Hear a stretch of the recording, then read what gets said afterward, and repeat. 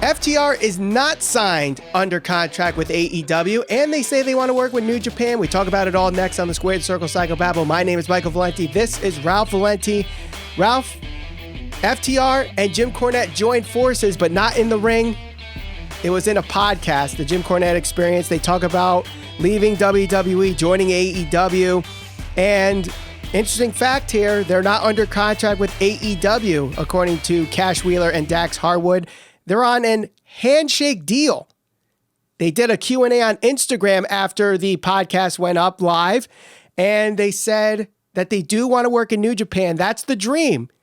Actually, they'll go anywhere to prove that they are the best tag team in the world. So, Ralph, first, do you actually think that there is just a handshake short-term deal with the FTR, formerly known as the Revival, and will AEW lock them under contract if not? Well, to start with, as far as the handshake deal, I'm going to assume that that is something that could be possible. I think at this point, it's probably, to me, this came across as more of a worked shoot. I think that they were trying to build up tension amongst them and the Young Bucks, trying to progress that storyline. For anybody who didn't listen to it, even if you're not a Jim Cornette fan, and just about a good majority of the people who watch our podcast are not Jim Cornette fans, are fond of what he has to say. Definitely worth listening to because FTR certainly controlled a majority of the conversation. It was definitely a revealing conversation. The part that probably stuck out most was when they did cover the relationship or lack of relationship they actually have with the Young Bucks. So this either came across to me as a shoot work, or some type of kayfabe, them staying in character, them trying to progress the storyline with the Young Bucks. And I think that was a part of it because, like you pointed out, they do want to go over to other promotions and prove they are the best tag team in the world. I think at this point, they're trying to make up for lost time in WWE because WWE didn't necessarily feature them in prominent, high-profile positions where they could prove that they are truly the best. Or just tag teams in general, really. I mean, they talked about this, how they didn't really care if they had the championships. They wanted the division as a whole to be showcased more and put in main event situations, and they just never were. And that was, the reason why they left WWE, and they went into detail about that. They talk about how Bruce Pritchard and Paul Heyman are full of shit whenever they would try to talk to them. They said how a lot of wrestlers backstage, including Randy Orton, Roman Reigns, all wanted to work with them. Yep, they all wanted to work with them. And even Triple H had their back, but they felt like even Triple H to an effect kind of hurt them because of what happened on Raw 25. So that was very interesting in the interview. And, it is a great interview between Cornette and FTR, and Cornette didn't really kill AEW like he usually does on his podcast in that interview. I mean, there were some little tweaks here and there with the Bucks, but like you said, this all could be a kayfabe thing. This all could be some kind of work shoot, because when they talk about the Young Bucks, they said, how they used the FTR without their permission. They were insulting them on being the elite without their permission. And then you have Cody Rhodes saying that the Bucks are the best tag team in the world because the Revival, now FTR, would choreograph or practice their matches. And that's what Cody Rhodes said on a Sam Roberts podcast, which, I mean, yes, you have to practice your moves or whatever, but I don't think they come across as choreographed like some other tag teams do, especially those in AEW. Private Party. No. This is a good reason why they are going to AEW, or that's one of the benefits of having a team like this go to AEW, because nobody is necessarily working that style aside from maybe SCU in AEW right now. It is a much more old school style. I think that another reason why I feel like this was more of a work shoot was because of where the interview took place. It was on Jim Cornette's podcast. If there's anybody who's been more critical of AEW, it's been Jim Cornette. If there's anybody that's probably more hated or more vilified by the AEW fan base, it's probably Jim Cornette, especially because of the comments he's had to say about Kenny Omega, the Young Bucks. So if there was one point where I felt like maybe it could have been a little bit of a work or they were trying to just kind of progress the storyline, it was that point in the interview because, Jim Cornette did kind of antagonize them and kind of poke the bear a bit to try and get them to more or less bury the Young Bucks. And they certainly did. I don't really think that there's any actual ill will towards one another. How much of what they said was true versus untrue and work versus unwork, I don't know. But you know what? That is a good thing. I think right now, too many times you see guys who aren't necessarily protecting their reputation or protecting their gimmick or protecting themselves. Or protecting the business. Yeah, you go back as recently as last couple of weeks ago with the whole thing with Tyson and Jericho. They had this great angle, a lot of attention, all this, and then you get a guy from outside the business, and Henry Cejudo. He's putting up videos of Tyson and Jericho, shaking hands and laughing backstage. It's like, dude, they had so much heat now, and that's ruined. And it's like, yes, everybody knows that professional wrestling is more or less scripted, and the outcomes are predetermined, and a lot of these guys don't truly hate each other. Right. But that doesn't mean you go and you like wink at the camera and you tip your hat and you say, hey, we're actually friends in real life. You got Braun Strowman. We've talked about this on the show. Huge guy, comes across as like just a dominant monster. And then he's dressing up as like Buddy the Elf on his social media. It's like, or dude, Wonder Woman. Play the part. You look at anybody who's been effective in professional wrestling and truly gotten over and made a ton of money doing it. It's like they've been an extension of who they are in real life with the volume turned up to 10. Stone Cold Steve Austin, Brock Lesnar. You don't know if those guys are truly like that. Like if you saw Brock Lesnar in Walmart, would you go up to him or would you be hesitant because he's an asshole in real life or is he just an asshole in wrestling? You don't know. Right. So I think you definitely had a little bit of that in there. I definitely applaud that because I think far too many times you have guys who are pretending to feud and then they're on Twitch playing video games together or whatever the case may be. And, just because it's scripted, just because everybody knows that the outcomes are predetermined doesn't mean you have to kind of throw all of that to the side once the cameras stop rolling. No, I totally agree with you there. And you bring up where the podcast or the interview took place. And obviously it was Jim Cornette's podcast. And the guy who stresses about protection of the business more than anybody in professional wrestling, especially today, is Jim Cornette. So I bet you before they rolled, he probably told them you know what? Try to build some tension here. Try to get people to hate the Young Bucks or get a reason for you guys to hate the Young Bucks. And he even said if I was managing the you guys in AEW, I wouldn't have even had you guys on television yet. I would have had you guys kick the Young Bucks straight in the nuts and then walk away. But I thought, like you said, I thought it was a great interview, and Jim Cornette did not, go on his tirades like he usually does. He let them talk, and it was a very good interview. Now, let's talk about this Instagram live thing that they did after the podcast went live. They were doing a Q&A. They were promoting some charity auctions that they're going to be doing where they're giving out merchandise or they're auctioning off merchandise to raise money for Black Lives Matter and all the protesting going on right now. And someone asked the question of, will you be at New Japan Pro Wrestling? And Dax Harwood simply said, that's the dream. Wherever we want to go to prove that we're the best tag team, we're going to go. Seems like this is a pattern with these former WWE guys. They leave WWE, they want to go to AEW, and they want to work in Japan as well. And we've seen this where Tony Khan has allowed them to work New Japan. Obviously, their champion in Jon Moxley, their former champion in Chris Jericho have both wrestled in New Japan Pro Wrestling. When they had Jeff Cobb for those couple of days, he said that he wanted to work New Japan, and they even offered him the New Japan clause. Brody Lee, formerly Luke Harper, he got the New Japan clause, as we like to call it here. If there's no contract officially signed by FTR, as they say, do you think they will throw in this New Japan clause that it seems everybody's getting with AEW?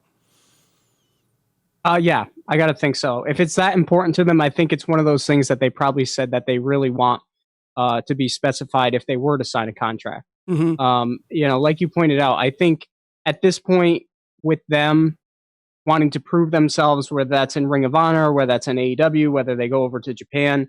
That's really their primary goal, proving to everybody that the hype is real, that they are the best tag team in the world, and making up for lost time. To me, in my opinion, and this is just my opinion, I'm sure everybody else can, or people will disagree with this. I think that New Japan Pro Wrestling collectively has the best wrestling that you're going to see, just in ring. That doesn't mean they have the best talent. It just means, as far as top to bottom, when they have a show, the best wrestling happens there. I've said that about NXT previously, but I think New Japan has been the most consistent, and they have a lot of talent there. So if you're going to go work somewhere and you're going to go somewhere to try and prove that you're the best, why not go to New Japan? There's certainly other interesting matches that can happen outside of AEW. I think right now their biggest one in AEW is certainly the Young Bucks match. I wouldn't mind seeing them against the Briscoes. SCU. I wouldn't mind. SCU, yeah. SCU. If you go to New Japan Pro Wrestling, obviously Guerrillas of Destiny, Evil and Sonata, the current tag team champions, which are Hiroshi Tanahashi and Kota Ibushi. Think about that tag match, all the talent and star power there. I mean, there's a lot of good tag teams. And if they go to New Japan, that's probably more of the style that they'd be accustomed to working to, too. Possibly, yeah. I mean, sometimes they get to I mean, when the Young Bucks had tag team matches, it kind of got to that like PWG and that style that we kind of see sometimes in AEW, where, the unlegal man comes in and the referee kind of can't really hold order. It happens sometimes. It's not as bad as we've seen in AEW. Like I said, I'd love to see them with the Lucha Brothers too, just because there's the story right there. The Lucha Brothers don't follow tag team rules, and FTR are all about the rules. I mean, you can say FTR stands for the rules. So I would love to see that. And New Japan, I think they do eventually make it there. I don't think their run would be too long, because I'll be honest, there are some good tag teams in New Japan, but if I had to pick a weakness in their roster, it is their tag team division, and I'm sure someone in the comments could list off 10 teams that are awesome in New Japan, but, they come off WWE. Now, WWE has great tag teams. They're just booked terribly because Vince hates tag teams for whatever reason. And they had great matches with the likes of DIY and AOP. So American Alpha, the New Day, the Usos, they worked all good with them. Chad Gable and Bobby Roode, which they talked about a little bit on that Cornette interview. So, they did everything they could in WWE, move on to AEW, and there's matches there. So, and New Japan too. So wherever they go, people are going to watch just because they want to see good tag team wrestling. And like, I'm not saying that there's not been good tag team wrestling, but the way they do it is a lost art today.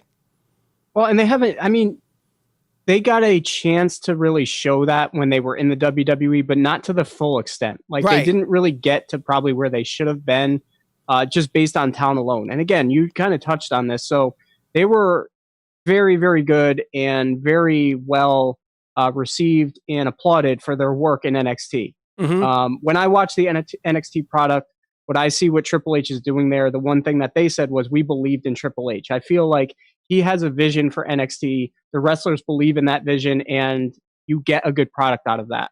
They also had some discouraging things to say about the creative, or lack thereof, of the main roster. Yeah. And that's a common theme we keep hearing, whether it's from Cody, whether it's from Jericho, Moxley, Brody Lee, all these guys who are leaving, just says things are very chaotic and there's really no direction. Like, it changes. They even said this. I think they were at 8:15 on a Monday night. They found out they were in a storyline and it got all changed up, and they went into the whole thing about the costumes that they wanted them to wear. So, I think that once you go from the NXT roster, where there's this great vision and you're willing to work for that, to the main roster, there's something that's lost there. And that's really unfortunate. They don't necessarily need the tag titles to prove how good they are. If you think back to the Attitude Era, where there was a lot of good tag teams, you had the Dudleys, the Hardys, bunch of other tag teams mixed in between there. Edge and Christian. they didn't need to necessarily have the titles for you for you to know that they were that good. So I don't know if they necessarily got to that point in the WWE just because they were so up and down like every other good tag team in WWE, unfortunately. Right. I think the only tag team in WWE that's been consistently booked well for the last, let's say, 10 years has been the New Day. Yeah, and by well, you mean like they've gotten a lot of opportunities to carry the titles. Yeah, yes, and actually be on television and and stuff. So, yeah. I mean, granted, the New Day are a good tag team. Whatever combination you want to put, they're a great tag team, and they put on some great matches. I mean, that ladder match at TLC between the Revival and the New Day, I'll admit it. I'm sure I'll get some hate for this, but I thought that was better than the Young Bucks and the Lucha Brothers at All Out last year. I know. People are going to hate me for saying that, but I think it's true. First of all, that's a matter of opinion. Right, so it doesn't matter. Second of all, if you go back and watch their stuff in their early NXT days, it's great stuff. Yeah. I mean, I remember watching them and saying, when they come up to the main roster, they're going to be great, and they were great by all accounts, and you could certainly see that the talent was there, but it just never came to fruition that they would be recognized as one of the top. Well, I don't think Vince McMahon pushed them in the right way for them to be recognized as one of the best in the world. And I think that really bothers them, especially considering a good majority of the internet fan base is probably going to say the Young Bucks are better than the Revival. We're going to find out. I mean, there's still a long way to go in their careers. I think even Vince McMahon, what they touched on was Vince calling them just Tully and Arm as an insult. And it's like, they were like, I can't believe that. Like, how could Vince say that's an insult? Like, the Brainbusters are one of the best tag teams ever. And I think that really speaks to, you get a lot of guys that a lot of people will say Vince is out of touch. Vince is out of touch. He doesn't have it anymore. He's not all there. When you continuously hear it from top guys like Jericho's, like Moxley's, the Revival, whoever else, and the Revival was very respectful of their time in WWE, and they didn't put them down. No. They just told their stories. But when I heard that, it was almost like, if there's anybody or at least one team that you want to be compared to, you would think it would be them.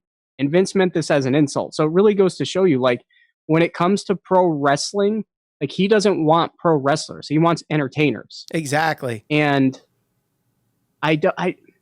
there's just what he foresees in professional wrestling today. It just doesn't work. I mean, we're literally one of the best tag teams in the world to come out as a parody of an 80s tag team. Right. That was his vision for them. Right. That's so unfortunate because they can be so good. They can. They really can. And I think we're finally going to see how good they can really be in AEW. Now, the question is, we know we're getting the Bucks versus FTR. And they even touched on this with Tony Khan, and Jim Cornette kind of asked the question, are they afraid that they might just have the Young Bucks go over just to make them look good because they're the EVPs? And FTR said, listen, if we have to, we're gonna make it rough for them, like making it seem like it's a shoot. Like, if they try to do stupid stuff to embarrass them, they're gonna punch them right in the mouth. That's paraphrasing, but yeah, that honestly, I want to see that. I want to see the two styles mesh here and see how it works. Like, do the Young Bucks get so over the top, flippy floppy, and it makes FTR look bad? And if it does, how they react. And that's interesting too, because you do have the clash of styles there. Not only that, but when you go back and look at the match between Cody and Dustin and the Young Bucks, it was almost like that was kind of the story they were telling. Look, we know that the Young Bucks like to do this acrobatic, more aerial type style, but they were forcing them to just work like a mat wrestling, straightforward tag match. And I think that's probably what you're going to see. The Revival trying to impose their will on the Young Bucks. So I'm excited to see it. I definitely think that it's going to be a big moment in professional wrestling, probably something that we look back on as, like a big defining moment in professional wrestling, because, the Young Bucks are so recognized by the internet fan base, and you have the Revival, who's probably represents more of the old school. So you have that clash of styles. The key thing for that is how is the AEW fan base going to receive them? Like, are they going to think that they're boring because they do work that style? I don't think so. I could watch the Young Bucks and enjoy that style, and I can watch them and enjoy that style too. So right. So I mean, we see it in sports all the time. Like, who's the better quarterback, Joe Montana or Tom Brady? Who's the better hockey player, Wayne Gretzky or Alexander Ovechkin? Who's the better baseball player, Babe Ruth or Mike Trout? Like, but we never get to see it because, you know, obviously different generations. But here, you actually get to see two generations face off on each other because of how the Revival worked. Like, basically, and, you know, we said it already, they are basically like the Brainbusters. They are basically Arn and Tully in a new generation. So you get old school versus new school, and I'm excited to see it. And I think a lot of people are, whether that's going to be at Fyter Fest, All Out, somewhere else down the line. We know we're getting it. And as they said on Twitter, we will rejoice. Yes. So, yes, we will. 100%. So, all right, let us know in the comments what you guys think of FTR, the Young Bucks. Who would win the match between them when it finally happens? Don't forget to share us all over social media on Facebook, Instagram, and Twitter, SCPB Podcast. And for news, reviews, and conversations on all things pro wrestling, subscribe. Hit that bell for notifications. For Ralph Valenti, my name's Michael Valenti. Thank you for watching the Squared Circle Psychobabble.